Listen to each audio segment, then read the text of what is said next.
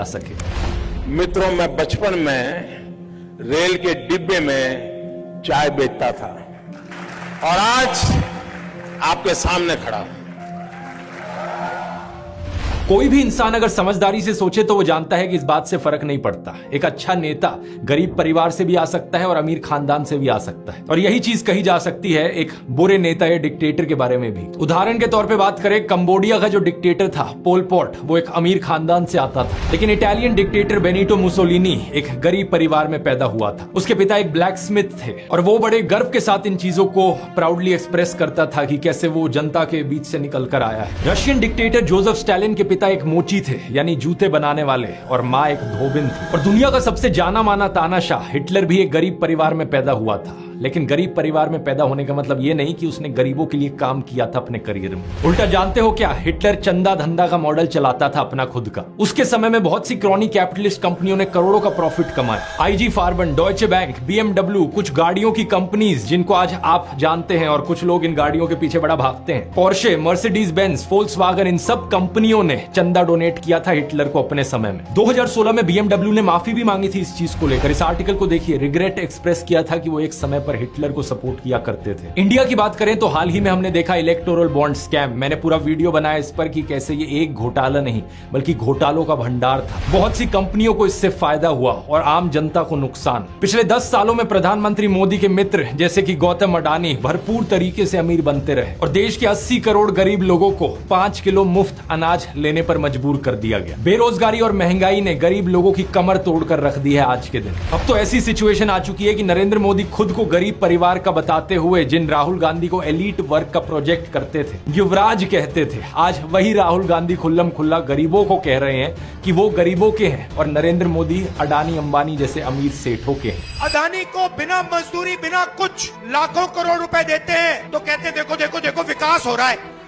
हमने मनरेगा किया, मजदूरी के लिए पैसा दे रहे हैं और कहते हैं गरीबों की आदत बिगाड़ रहे हैं। मैं आपका हूं, वो उनके हैं। राहुल गांधी कह रहे हैं कि जितना रुपया नरेंद्र मोदी ने अडानी को दिया है उतना रुपया वो देश के गरीब लोगों को देंगे। और मैं देश को फिर से दोहरा के कह रहा हूँ, जितना पैसा नरेंद्र मोदी जी ने इनको दिया है ना, उतना ही पैसा हम हिंदुस्तान के गरीब लोगों को देने जा रहे हैं। महालक्ष्मी योजना, पहली नौकरी पक्की योजना, इन योजनाओं के माध्यम से करोड़ों लाखपति बनाएंगे। इन्होंने 22 अरबपति बनाए, हम करोड़ों लाखपति बनाए। प्रधानमंत्री मोदी इसका ज्यादा जवाब दे नहीं पाए। उल्टा उन्होंने कोशिश करी थी ये कहने की कि अडानी अंबानी एक्चुअली में कांग्रेस के साथ मिले हुए हैं। जरा ये शाहजादे घोषित करें इस चुनाव में कि अंबानी अडानी से कितना माल उठाया है। मार्च में आई इस रिपोर्ट को देखिए, भारत में इनकम इनइक्वालिटी 100 साल में सबसे ज्यादा हो गई है। इतनी बुरी हालत अंग्रेजों के जमाने में भी नहीं होती थी। ऐसे में अगर राहुल गांधी ने संकल्प लिया कि अगले 5 सालों में वो सभी 22 करोड़ गरीब लोगों को गरीबी से निकाल देंगे तो इसमें क्या गलत किया। लेकिन पीएम मोदी इस बात पर भी तंज कसने लगे। उनके पास खुद कोई अपना विजन नहीं है। 80 करोड़ लोगों के हाथ में कटोरा पकड़ा दिया और अगले 5 सालों के लिए यही 5 किलो अनाज वाली स्कीम एक्सटेंड कर दी। ना रोजगार का कोई प्लान बताया है, ना महंगाई कंट्रोल कैसे होगी ये बताया, ना गरीबी कैसे हटेगी ये बताया। और जब राहुल गांधी ने सबके लिए रोजगार की बात करी तो प्रधानमंत्री मोदी उनका मजाक उड़ाने लग गए। कांग्रेस के शाहजादे ने अभी घोषणा की, आप भी सुनकर के हंसोगे। सुनाऊं? जोरों से हंसना पड़ेगा आपको। और आपको ये भी मालूम कि ये टेम्पो में पैसा देते हैं, क्या ये आपका पर्सनल एक्सपीरियंस है क्या? फरवरी 2020 में गुजरात में नमस्ते ट्रंप इवेंट हुआ था, तो गरीबों को छुपाने के लिए एक 1600 फुट लंबी दीवार बनाई गई थी। जरा खुद सोचकर देखो, 1995 से लेकर 2020 25 साल से गुजरात में बीजेपी की सरकार थी, जिनमें से 3 बार तो खुद नरेंद्र मोदी ही चीफ मिनिस्टर थे। लेकिन इनसे गरीबी नहीं हटाई गई, उल्टा ये गरीबों को छुपाने लग गए। G20 समिट के समय दिल्ली में भी यही हुआ था। कुछ बस्तियों को हरे पर्दे के पीछे ढक दिया गया था, यानी कि इन गरीब लोगों की मूवमेंट को भी रिस्ट्रिक्ट कर दी।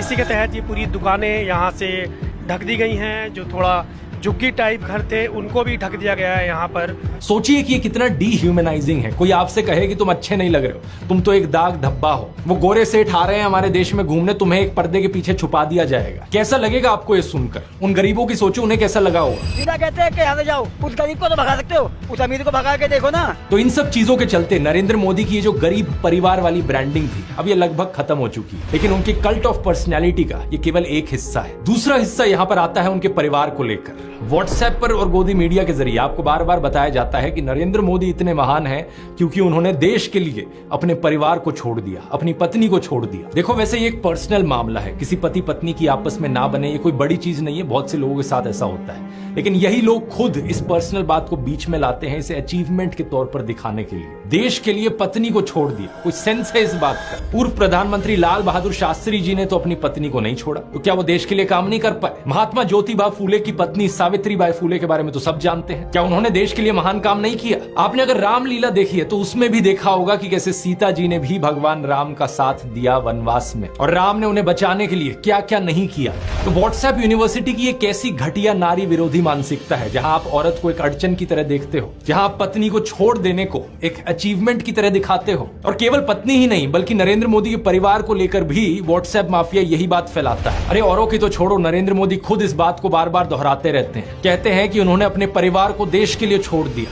मेरे देशवासियों, मैंने घर, परिवार, सब कुछ देश के लिए छोड़ा है। पंजाब केसरी अखबार ने तो उनकी चरण वंदना करते हुए उनकी तुलना भगवान बुद्ध और महावीर जैन से कर डाली। लेकिन इन लोगों से मैं पूछना चाहता हूं, कभी भगवान बुद्ध ने अपना घर छोड़कर ऐसे बयान दिए क्या? सम्माननीय आदरणीय दीदी, आदरणीय दीदी, ओ दीदी।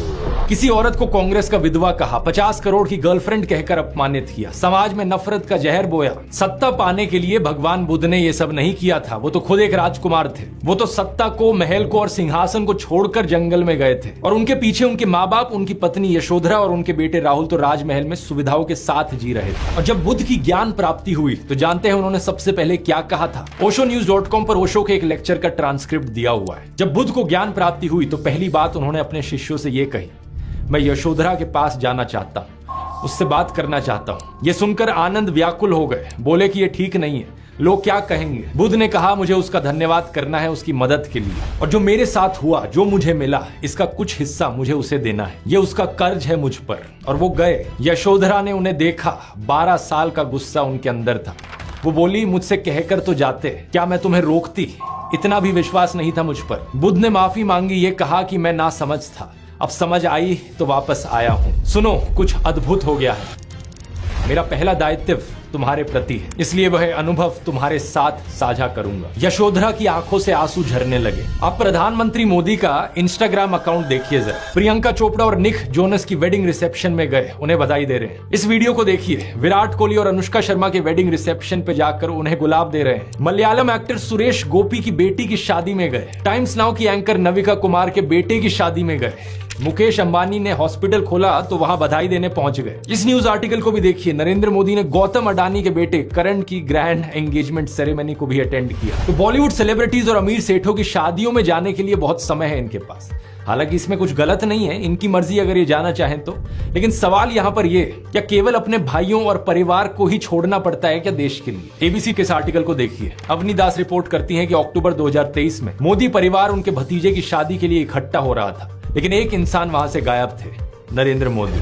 आपने फोटोज और वीडियोस में जरूर देखा होगा कि प्रधानमंत्री मोदी अपनी माता जी से मिलने जाया करते थे, जो कि अच्छी बात है। लेकिन कभी आपने नोटिस किया कि केवल वहां 3 लोग होते थे इस मुलाकात में? प्रधानमंत्री मोदी, उनकी माता जी और कैमरामैन। कभी कभार मुलाकात में 2-3 और लोग होते थे, लेकिन वो हमेशा और कैमरामैन ही होते थे। 3 साल पहले बीबीसी कॉरेस्पॉन्डेंट तेजस वैद्या ने प्रधानमंत्री मोदी के भाई प्रहलाद मोदी से बात करी, और सुनिए उनका क्या कहना था। तेरे परिवार ने दूर रखवानी सूचना आपवामां आवे। इस बात को लेकर स्पष्ट निर्देश होता है कि परिवार के बाकी सदस्य दूर ही रहे। प्रधानमंत्री मोदी की भतीजी सोनल मोदी ने भी यही बताया कि उनको मना किया गया है। उनसे पूछा गया कि शपथ ग्रहण समारोह में बहुत से लोगों को निमंत्रित किया गया, लेकिन उन्हें क्यों नहीं बुलाया गया?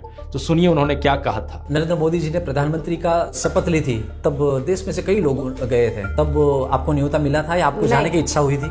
इच्छा तो सबको होती है, पर अफसोस है कि हमें इनविटेशन नहीं दिया गया। G20 की थीम रखी गई थी वसुदेव कुटुंबकम, यानी पूरी दुनिया एक परिवार है। लेकिन खुद के परिवार को, खुद के भाई बहनों को अपने से दूर रखा जाता है इस तरीके से। आखिर क्या कारण है? भगवान राम तो अपने परिवार के साथ रहते थे। राम, लक्ष्मण, भरत, शत्रुघ्न, चारों भाइयों में कितना प्यार था। क्या इसका मतलब ये हुआ कि राम जनता के लिए काम नहीं कर पाए? उन्होंने तो राम राज्य स्थापित किया था, जहां कोई गरीब बेरोजगार दुखी नहीं था। मैं फिर से कहूंगा, ये प्रधानमंत्री मोदी का अपना पर्सनल मैटर है। अगर वो बॉलीवुड, अडानी, अंबानी जैसे दोस्तों के साथ ताल्लुक रखना चाहते हैं और अपने परिवार के साथ नहीं, उनकी मर्जी। मुझे प्रॉब्लम इस बात से नहीं है, प्रॉब्लम इस बात से है कि इसे अचीवमेंट की तरह क्यों दिखाया जाता है कि मैंने अपना परिवार छोड़ दिया, देखो मैं कितना महान हूं। ये कोई अचीवमेंट होती है क्या? इसका साइड इफेक्ट ये हुआ है कि बहुत से हिंदू युवा ब्रेन वॉश हो गए हैं। होना ये चाहिए कि वो अच्छे से पढ़ लिख कर कुछ बने, काम धंधा करे, कुछ कमाए और अपने माँ बाप की सेवा करे। लेकिन नहीं, कुछ यूथ की क्या हालत हो गई है कि वो हाथों में तलवार लेकर मस्जिदों के सामने घूम रहे हैं। उन्हें भी अपने परिवार से, अपने माँ बाप से कोई मतलब नहीं। सेलिंग पॉइंट नंबर 1 था, मैं गरीब परिवार से हूं। सेलिंग पॉइंट नंबर 2 था कि मैंने अपने परिवार को छोड़ दिया देश के लिए। और सेलिंग पॉइंट नंबर 3 अब आता है फकीरी। नरेंद्र मोदी अक्सर कहते हैं कि उन्होंने भिक्षा मांगकर गुजारा किया। कभी कहते हैं कि 35 साल के लिए, कभी कहते हैं 40 साल के लिए। करीब 40 साल मैंने भिक्षा मांग करके खाया है। मैं 35 साल तक भिक्षा मांग करके खाया था। चलो, इतनी तो बोलने में गलती हो सकती है, 35 साल हो, 40 साल हो, लोग अक्सर भूल जाते हैं। लेकिन सवाल ये कि वो एमएलए पहली बार बने 2002 में, तब उनकी उम्र होगी 52 इयर्स। लेकिन उससे पहले 90s में ही पता नहीं कैसे उन्होंने फॉरेन टूर्स कर लिए। ये फोटोज देखो उनकी, आईफिल टावर के सामने पेरिस में, व्हाइट हाउस के सामने अमेरिका में, हॉलीवुड के सामने, लंदन गए, वो मलेशिया गए। क्या 40 साल भिक्षा मांगकर इतने पैसे कमाए जा सकते हैं कि फॉरेन के टूर्स कर ले 90s में? और साथ ही साथ इसी बीच में नरेंद्र मोदी ने बीए और एमए की 2 डिग्रीज भी कर ली अलेजिडली। ये कैसे हो गया, आप ही बताओ दोस्तों। साल 1990 में डायकाम मॉडल 1 रिलीज हुआ था, जो कि यूएस में लॉन्च होने वाला दुनिया का पहला कमर्शियली अवेलेबल डिजिटल कैमरा था। लेकिन प्रधानमंत्री मोदी